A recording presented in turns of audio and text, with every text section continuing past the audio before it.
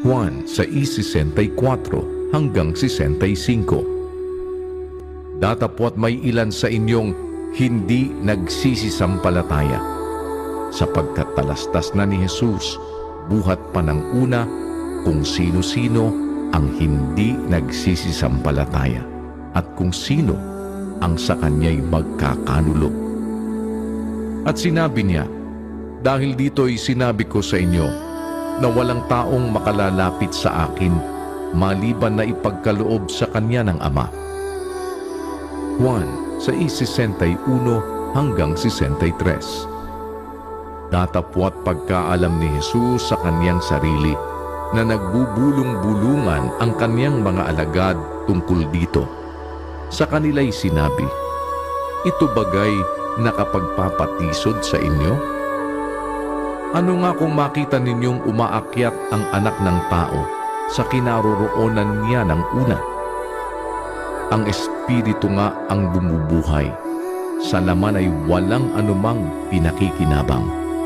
Ang mga salitang sinalita ko sa inyo ay pawang Espiritu at pawang buhay.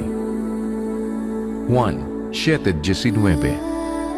Hindi baga ibinigay sa inyo ni Moises ang kautusan?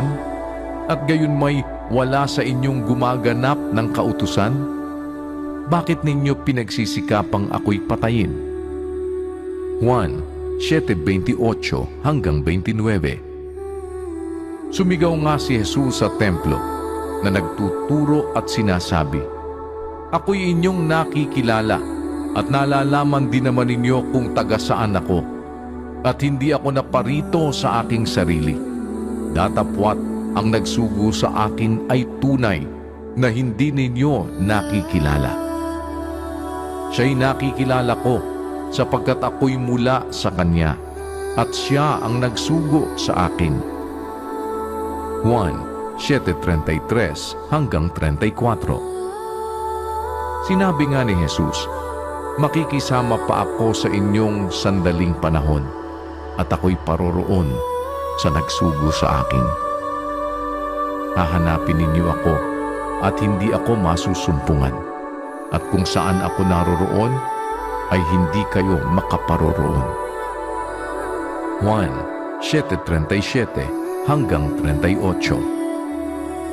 Nang huling araw nga, na dakilang araw ng kapistahan, si Jesus ay tumayo at sumigaw na nagsasabi, kung ang sino mang tao'y nauuhaw, ay pumarito siya sa akin at uminom.